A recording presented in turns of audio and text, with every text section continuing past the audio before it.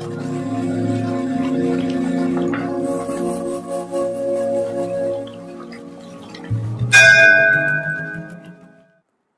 हर महादेव। महाशिव पुराण कथा की सीरीज में आपका स्वागत है। महाशिव पुराण कथा को 7 संहिता और 11 खंडों में विभाजित किया गया है, जिन्हें हम आपको अलग अलग एपिसोड में सुनाएंगे। रुद्र संहिता द्वितीय सती खंड का 26वां अध्याय। प्रयाग में समस्त महात्मा मुनियों द्वारा किए गए यज्ञ में दक्ष का भगवान शिव को तिरस्कार पूर्वक शाप देना तथा नंदी द्वारा ब्राह्मण कुल को शाप प्रदान। भगवान शिव का नंदी को शांत करना। ब्रह्मा जी कहते हैं, नारद पूर्व काल में समस्त महात्मा मुनि प्रयाग में एकत्र हुए थे। वहां सम्मिलित हुए उन सब महात्माओं का विधि विधान से एक बहुत बड़ा यज्ञ हुआ। उस यज्ञ में सनकादिक सिद्धगण, देवर्षि, प्रजापति, देवता तथा ब्रह्म का साक्षात्कार करने वाले ज्ञानी भी पधारे थे। मैं भी मूर्तिमान महातेजस्वी निगमों और आगमों से युक्त हो सपरिवार वहां गया था। अनेक प्रकार के उत्सवों के साथ वहां उनका विचित्र समाज जुटा था। नाना शास्त्रों के संबंध में ज्ञान चर्चा एवं वाद विवाद हो रहे थे। मुने उसी अवसर पर सती तथा पार्षदों के साथ त्रिलोक हितकारी सृष्टिकर्ता एवं सबके स्वामी भगवान रुद्र भी वहां आ पहुँचे। भगवान शिव को आया देख संपूर्ण देवताओं, सिद्धों तथा मुनियों ने और मैंने भी भक्ति भाव से उन्हें प्रणाम किया और उनकी स्तुति की। फिर शिव की आज्ञा पाकर सब लोग प्रसन्नता पूर्वक यथास्थान बैठ गए। भगवान का दर्शन पाकर सब लोग संतुष्ट थे और अपने सौभाग्य की सराहना कर रहे थे। इसी बीच में प्रजापतियों के भी पति प्रभु दक्ष, जो बड़े तेजस्वी थे, अकस्मात घूमते हुए प्रसन्नता पूर्वक वहां आए। वे मुझे प्रणाम करके मेरी आज्ञा ले वहां बैठे। दक्ष उन दिनों समस्त ब्रह्मांड के अधिपति बनाए गए थे, अतएव सबके द्वारा सम्माननीय थे। परंतु अपने इस गौरवपूर्ण पद को लेकर उनके मन में बड़ा अहंकार था, क्योंकि वे तत्व ज्ञान से शून्य थे।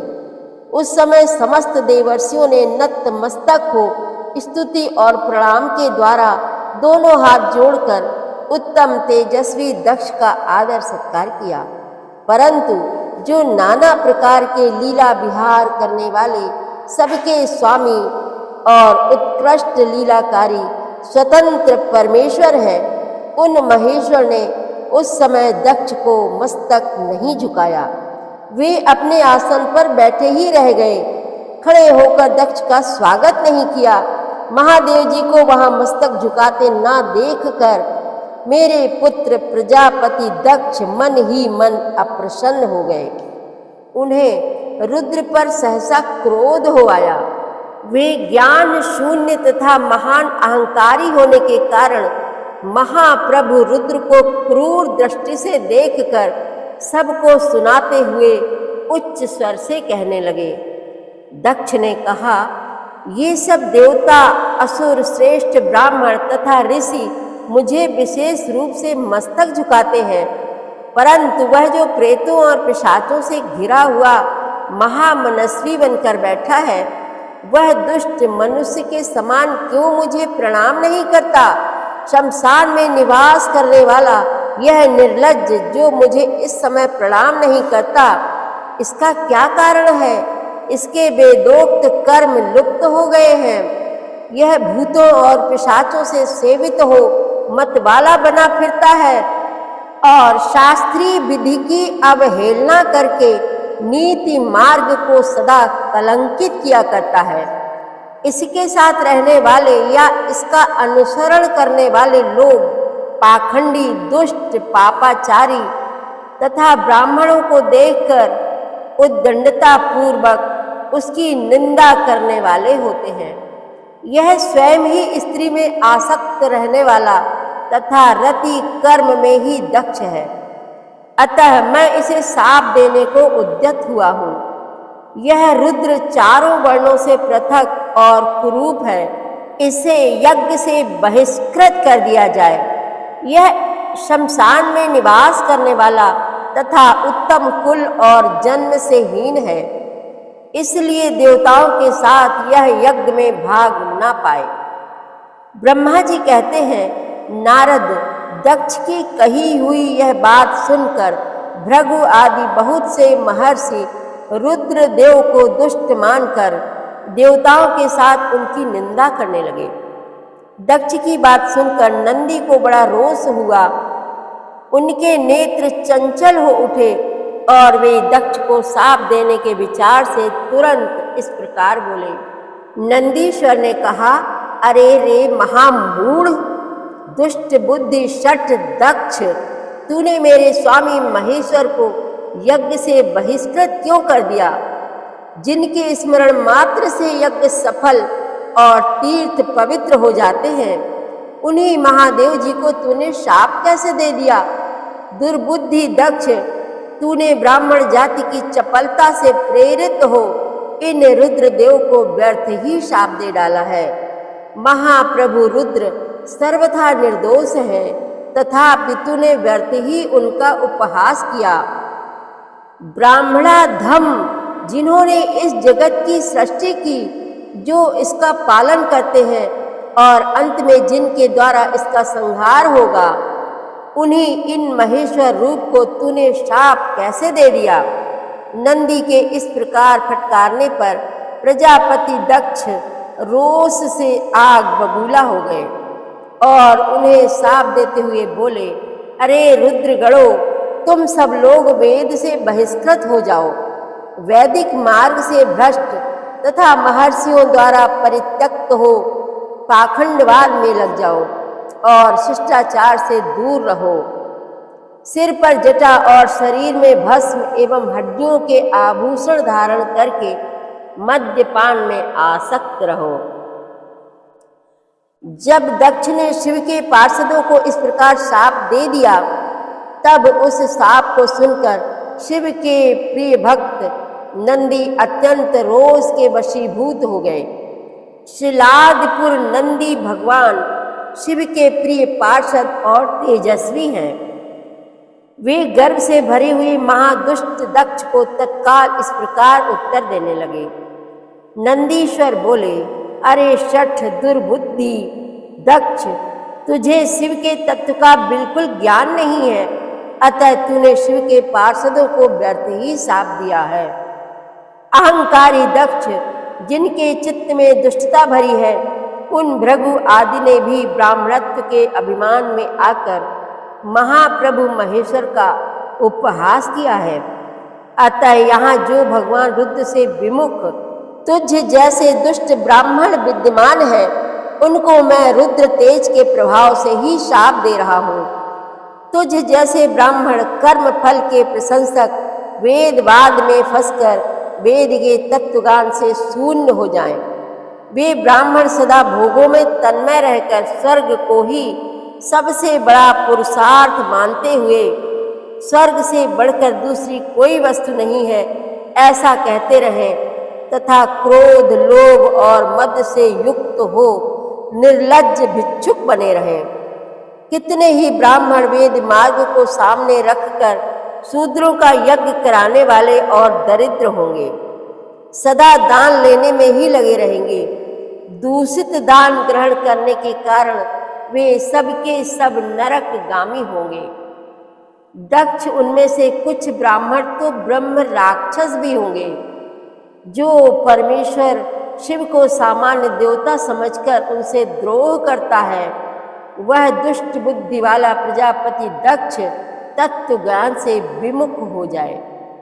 यह विषय सुख की इच्छा से, कामना रूपी कपट से युक्त धर्म वाले गृहस्थाश्रम में आसक्त रहकर कर्मकांड का तथा कर्म फल की प्रशंसा करने वाले सनातन वेदवाद का ही विस्तार करता रहे इसका आनंददायी मुख नष्ट हो जाए, यह आत्मज्ञान को भूलकर पशु के समान हो जाए तथा यह दक्ष कर्म भ्रष्ट हो शीघ्र ही बकरे के मुख से युक्त हो जाए। इस प्रकार कुपित हुए नंदी ने जब ब्राह्मणों को और दक्ष ने महादेव जी को शाप दिया, तब वहां महान हाहाकार मच गया। नारद, मैं वेदों का प्रतिपादक होने के कारण शिव तत्व को जानता हूँ, इसलिए दक्ष का वह शाप सुनकर मैंने बारंबार उसकी तथा भृगु आदि ब्राह्मणों की भी निंदा की। सदाशिव महादेव जी भी नंदी की यह बात सुनकर हंसते हुए से मधुर वाणी में बोले। वे नंदी को समझाने लगे। सदाशिव ने कहा, नंदिन, मेरी बात सुनो, तुम तो परम ज्ञानी हो, तुम्हें क्रोध नहीं करना चाहिए। तुमने भ्रम से यह समझकर कि मुझे शाप दिया गया है, व्यर्थ ही ब्राह्मण कुल को शाप दे डाला। वास्तव में मुझे किसी का शाप छू ही नहीं सकता, अतः तुम्हें उत्तेजित नहीं होना चाहिए। वेद मंत्राक्षरमय और सूक्तमय है, उसके प्रत्येक सूक्त में समस्त देहधारियों के आत्मा परमात्मा प्रतिष्ठित है, अतः उन मंत्रों के ज्ञाता नित्य आत्मवेत्ता है। इसलिए तुम रोषवश उन्हें शाप ना दो। किसी की बुद्धि कितनी ही दूषित क्यों ना हो, वह कभी वेदों को शाप नहीं दे सकता। इस समय मुझे शाप नहीं मिला है, इस बात को तुम्हें ठीक ठीक समझना चाहिए। महामते, तुम सनकादिक सिद्धों को भी तत्व ज्ञान का उपदेश देने वाले हो, अतः शांत हो जाओ। मैं ही यज्ञ हूँ, मैं ही यज्ञ कर्म हूँ, यज्ञों के अंगभूत समस्त उपकरण भी मैं ही हूँ। यज्ञ की आत्मा मैं हूँ, यज्ञ परायण यजमान भी मैं हूँ और यज्ञ से बहिष्कृत भी मैं ही हूँ। यह कौन, तुम कौन और ये कौन, वास्तव में सब मैं ही हूँ। तुम अपने बुद्धि से इस बात का विचार करो। तुमने ब्राह्मणों को व्यर्थ ही शाप दे दिया है। महामते नंदिन, तुम तत्व ज्ञान के द्वारा प्रपंच रचना का बाध करके आत्मनिष्ठ ज्ञानी एवं क्रोध आदि से शून्य हो जाओ। ब्रह्मा जी कहते हैं, नारद, भगवान शंभु के इस प्रकार समझाने पर नंदिकेश्वर विवेक परायण हो क्रोध रहित एवं शांत हो गए। भगवान शिव भी अपने प्राण प्रिय पार्षद नंदी को शीघ्र ही तत्व का बोध कराकर प्रमथ गणों के साथ वहां से प्रसन्नता पूर्वक अपने स्थान को चल दिए। इधर रोषावेश से युक्त दक्ष भी ब्राह्मणों से घिरे हुए अपने स्थान को लौट गए, परंतु उनका चित्त शिवद्रोह में ही तत्पर था। उस समय रुद्र को शाप दिए जाने की घटना का स्मरण करके दक्ष सदा महान रोष से भरे रहते थे। उनकी बुद्धि पर मूढ़ता छा गई थी। वे शिव के प्रति श्रद्धा को त्याग कर शिव पूजकों की निंदा करने लगे। तात नारद, इस प्रकार परमात्मा शंभु के साथ दुर्व्यवहार करके दक्ष ने अपनी जिस दुष्ट बुद्धि का परिचय दिया था वह मैंने तुम्हें बता दिया। अब तुम उनकी पराकाष्ठा को पहुंची हुई दुर्बुद्धि का वृतांत सुनो, मैं बता रहा हूँ। आगे की कथा आप अगले अध्याय में सुनेंगे। हर हर महादेव।